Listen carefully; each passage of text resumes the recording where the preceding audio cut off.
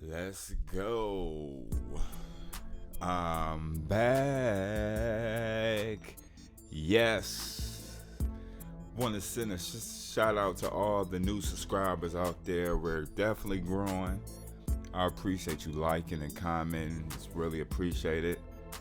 But we're still a small channel. So let's get it started. And special shout out to the special 100. You know who you are. We're on our way to 200, so let's do it. So if you're new, hit the like and subscribe and enjoy. So let's get it started. Batman's best villains ever. Yes. Batman has so many villains to where he can have his own 10 or 15 year universe alone. Is which I don't know why WB won't even consider that, but I don't know what's up with WB. They slipping. They always want to use Joker and Catwoman and all these other villains that's already been done before. But Batman has so much more. So let's get it started. We're gonna rank 18 of the most nemesis villains ever in the Batman the Animated Series. So coming in at number 18, Baby Doll. Yes. Now, she doesn't look intimidating, but her origin story is really sad. And she did give Batman a run at times, as short as she is. She was a little forced to deal with, but like I said, her origin story is sad. But Baby Doll can be in a live action though. She doesn't have to be the main villain, but she can be in a Batman film with the right director and producer. So coming in at number 18, Baby Doll. Yes, Baby Doll. Coming in at number 17 is Ras Al Ghul. Yes, Raz, Christopher Nolan brought him to the big screen, and he did a good job. This was an underrated villain, but Christopher Nolan made it work.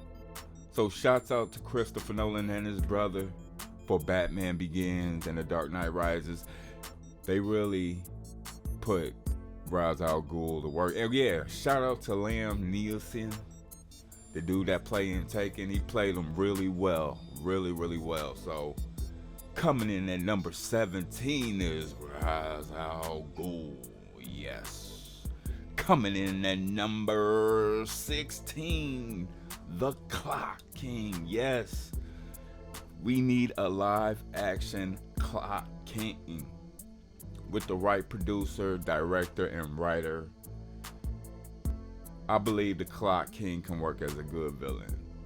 He was a nemesis in the cartoon, and he definitely can be a nemesis on a big screen. So shout out to the Clock King. Coming in at number 16. Coming in at number 15, we have the Penguin. Yes. Now, shouts out to Tim Burton for putting the Penguin on the big screen, Danny DeVito, and then Matt Reeves bullshit 2022. Now the Penguin in Matt Reeves' verse was good, but it was too much. You know, he tried to be Tony Montana and all this stuff, but the Penguin, the Tim Burton one worked. It works. So shout out to Tim Burton and the Penguin and Danny DeVito and Colin Farrell. Even though his performance was over the top for this character, but hey, it is what it is. Coming in at number 14, yes, Bane. Bane really wasn't. Shout out to Christopher Nolan for doing Bane, a live action ruthless Bane. Not that Batman and Robin bullshit, but Bane definitely worked in the Christopher Nolan series. Shouts out to Christopher Nolan. You did your thing. and, you know, keep it pushing. Coming in at number 13, yes, Catwoman. Yeah, she's been done so many times till it's getting tired. But she was done good in Batman Returns, but not so good in the Batman. I'm sorry, y'all. I'm sorry. I wasn't feeling Zoe Kravitz's Catwoman. She cute, but she's not seductive. She wasn't sexy. So Catwoman comes in at number 13. She was done good in the 1992 Tim Burton's, and that's about it. Shouts out to Catwoman, but Zoe Kravitz, nah, bro. Oh yeah, Anne Hathaway. I forgot. Anne Hathaway did Catwoman too, but she did it in a sexy way. A sexy way, you know. We need to put Catwoman to rest. She needs a break. But shout outs to Michelle Pfeiffer, and Hathaway, and Zoe Kravitz, and Eartha Kitt. Y'all did y'all thing on Catwoman, but it's time for us to move on to another female character that we haven't seen. Coming in at number 12, Poison Ivy. You know, I believe this can work in the real world. She was done poorly in that Batman and Robin series. She sucked. But I believe with the right director and producer and writer, Poison Ivy can be once again back on this big screen. Shouts out to Poison Ivy, and let's rest of the gallery, y'all. Let's keep it moving. Number 11. Harley Quinn. She still hasn't been done right. The Suicide Squad, that was okay for what it was, but I believe Harley Quinn is more menacing, more dangerous. And she sure is loyal to Dr. J, aka the Joker. You know, we need this type of Harley Quinn on the big screen, because I believe she can probably be better than Heath Ledger's appearance if she's done right, you know. But WB and Warner Brothers, they just don't want to put her in another Batman film for some reason. You know, they got so many villains.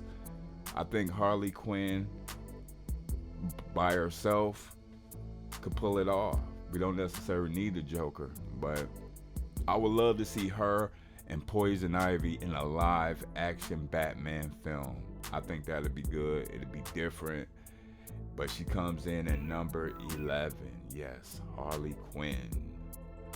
Number 10, the Mad Hatter. Now, he was a force to be reckoned with in a cartoon. I could see him being in a live action film if he's done right. You know, the Mad Hatter, he doesn't have to be the main villain. He can be like a supporting villain or something like that. But I definitely would like to see him in a live action, and hopefully WB will put him in a movie or something, because I mean, like I said, Batman have so many other villains to explore. We don't need the Joker and Catwoman and all this stuff. We don't need the same old tired ass villains. We need some new villains with some new stories in a live action film. This is why I'm so pissed that Ben Affleck couldn't do his Batman, because at least we would have got Deathstroke. But, you know, WB still sitting on their ass and they still fucking up. So, coming in at number 10 is the Mad Hatter. Yes. Number 9, Scarface and the Ventriloquist.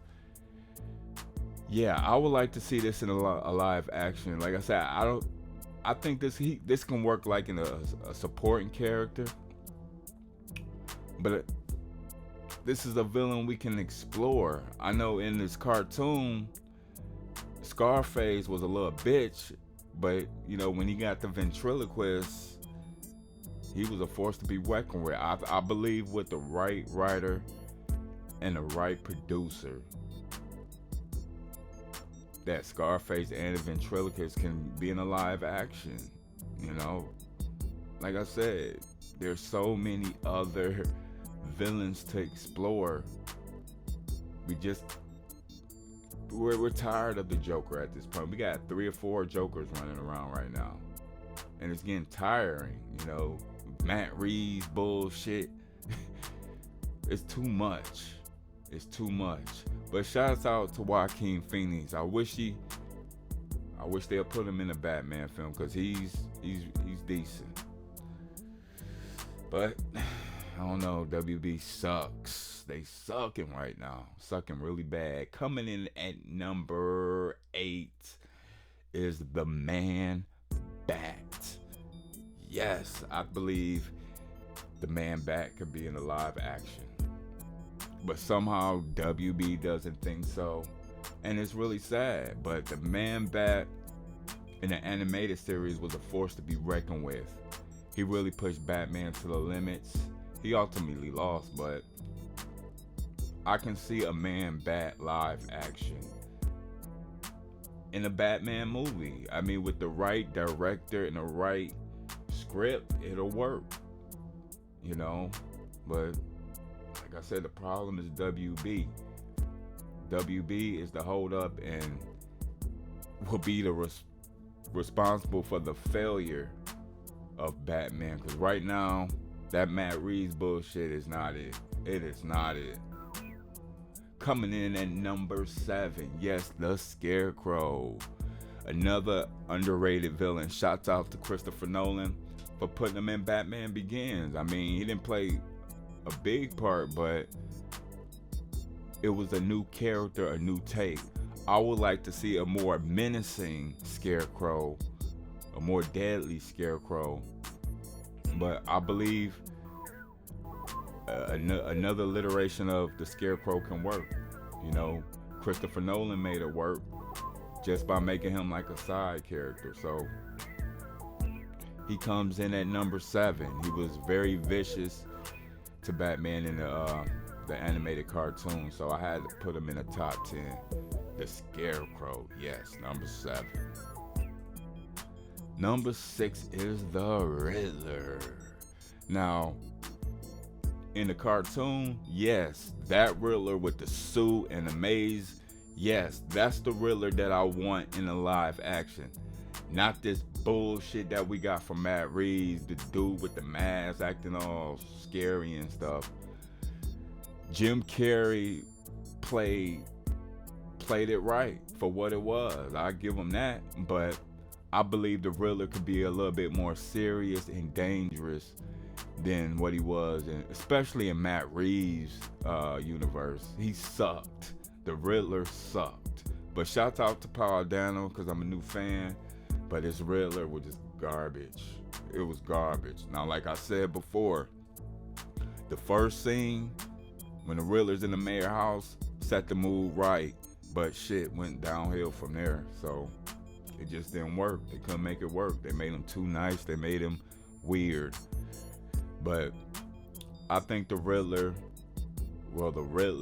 can be more menacing, and he can have his suit and his hat, and with the right director and the right script, they can make it work, you know.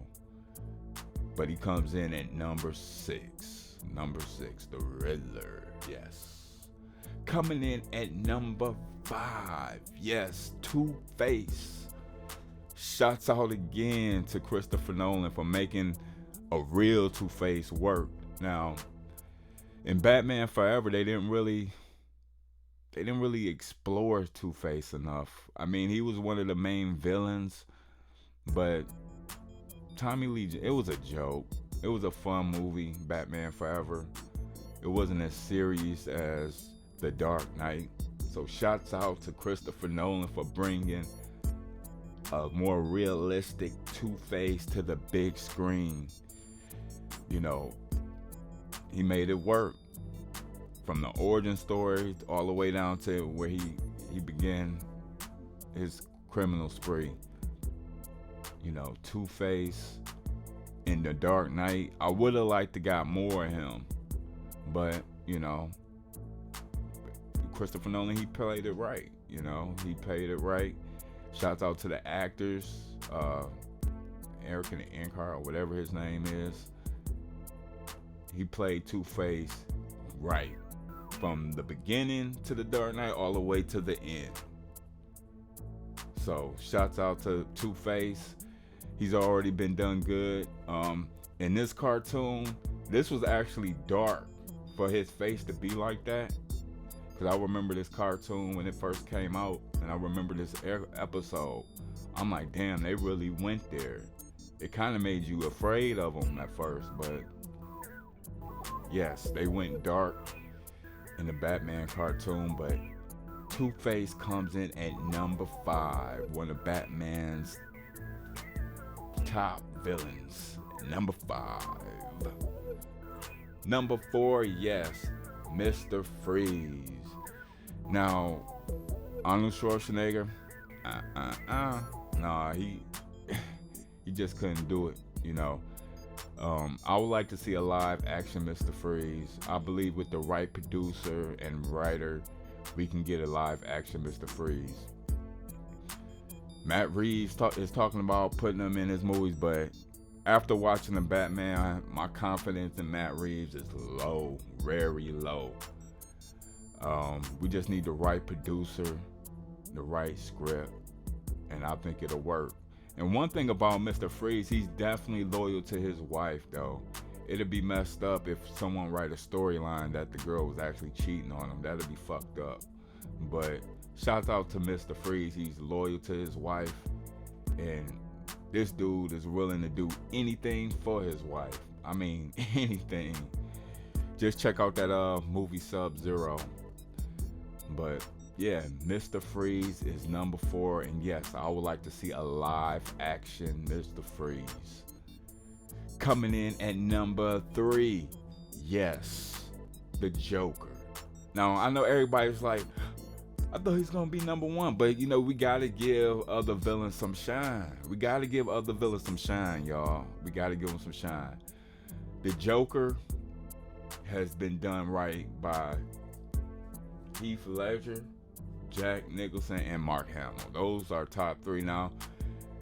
Joaquin Phoenix, towards the end, I was feeling that Joker, but they're not putting it in the Batman universe, so it's pretty much non-existent at this point. But this Joker in the animated series, yes, definitely unique. Mark Hamill, aka Luke Skywalker, did the voice to the T, and I would like something like this Joker on a big screen, because we didn't already had, you know, Jared Leto and that other dude with Matt Reeves bullshit. You know, I want to see a serious Joker maybe in the next 20 years. We don't need a Joker anymore. He's been done so many times, and they only got it right 3 times. So yes, the Joker is number 3, because other villains need they shine. Other villain needs they shine. So who coming in at number 2 is Clayface. Yes, man, Clayface. We definitely need a live action Clayface. Now, this has not been done before. And people will say, well, he got to be realistic. He don't have to be realistic. That's the point of a movie. Just make it work. I believe a Clayface is needed in a live action Batman series, probably in the next 15 to 20 years, because right now I think WB should just rest on Batman, because it's just so many around right now. I think we should be on Batman Beyond at this point. But yes, a live action Clayface I want to see on the big screen, and he comes in at number 2. And in this cartoon, yes, he was a force to be reckoned with. Now, his origin story is kind of sad, and it's kind of dark, which the whole cartoon series is kind of dark. But I believe they can make this a live action Clayface. A live action will be, I'd love to see that. So I guess y'all wondering who is number 1. out of all the characters, who did I choose to be number one? Well, for my belief is, and what I remember about this cartoon, Killer Croc was a force to be reckoned with in the cartoon. Like, he kicked Batman ass a couple times. I think like in the first 3 seasons. Like, he was real menacing and devilish and all that. And I think a Killer Croc should be a main villain in the next Batman live action. This is something that we haven't seen. Now, we did get Suicide Squad, but it didn't go anywhere. You know, it didn't go anywhere. They didn't do anything with it. So Killer Croc is the #1 villain in my opinion as far as the animated series go, and he's the #1 villain that I like to see on the big screen live action. But what do you guys think? Who's y'all #1? You know, post your comments below and you know, tell me what you think.